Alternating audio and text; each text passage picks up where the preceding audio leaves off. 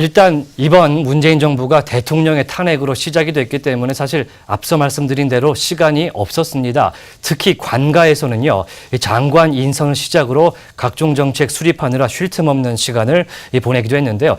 여성과 학자 출신이 대거 발탁된 이번 내각에 대한 얘기도 참 많았습니다. 자세한 얘기 세종시 아주경제의 백운득 기자와 해보겠습니다. 백 기자. 네, 안녕하세요. 네, 비록 내일이긴 하지만 벌써 문재인 정부 100일이 됐습니다. 네, 그렇습니다. 예. 예, 한마디로 요약하면 정말 숨 쉴 틈 없는 강행군이었습니다. 예.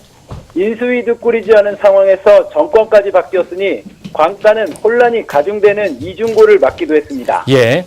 이렇게 혼란스러운 와중에도 문 정부는 100일간 뚜렷한 종적을 남기는 성과도 거뒀습니다. 첫 단추를 잘 꿰었다는 평가가 나오는 이유입니다. 네, 장관 인선의 정책 수립까지 사실 관가 입장에서는 모든 부분에 대해서 새 판을 짜야 하는 상황에서 굉장히 좀 쉽진 않았을 것 같습니다. 일단 출발은 좋습니다. 네. 출범 초기 진통을 겪었던 추가 경정 예산안이 국회를 통과하면서 이후 정책 변수는 크게 줄었습니다. 국정운영 100대 과제, 경제정책 방향, 파리 부동산 대책 등 굵직한 이슈와 현안을 해결하며 틀을 잡아가는 모양새입니다. 다만 장관들의 역량에 대한 검증은 아직 지켜봐야 한다는 반응이 관가 전반의 분위기입니다. 예. 공직사회는 확 바뀐 정책 기조에 적응하는 것이 여간 쉽지 않아 보이는데요. 이명박, 박근혜 정부를 거친 공무원들이 하루아침에 정책적 변화를 따라가는 것이 버거워 보이는 모습입니다. 네, 버거워 보인다. 이 문재인 대통령의 경제 철학인 제이노믹스에 대한 얘기도 빼놓을 수가 없을 것 같은데요. 기존의 성장 중심의 경제를 이 분배 위주로 바꾸겠다, 이런 게 핵심이죠. 네, 그렇습니다. 예. 제이노믹스는 침체된 한국 경제에 일자리와 소득 재분배라는 극약 처방을 내놓았습니다. 그동안 성장 중심의 한국 경제를 분배로 전환하는 경제 패러다임을 구축하는 등 역대 정부 가운데 가장 분주한 100일을 보낸 셈이죠. 이 가운데 일자리 분야는 제이노믹스의 모든 정책에서 시작과 끝을 책임지고 있습니다. 일자리 선순환이 경제사회 전반에 활력을 불어넣을 수 있다는 게 제이노믹스의 핵심인 것입니다. 예.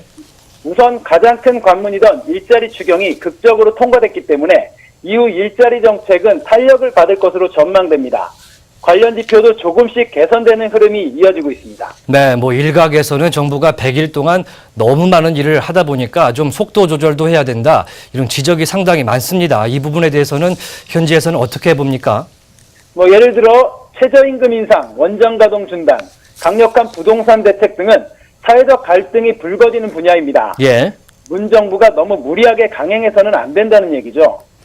이 부분은 향후 문 정부가 풀어야 할 숙제인 셈입니다. 일자리 문제만 보더라도 결국 재개와 공감대 형성이 필수입니다.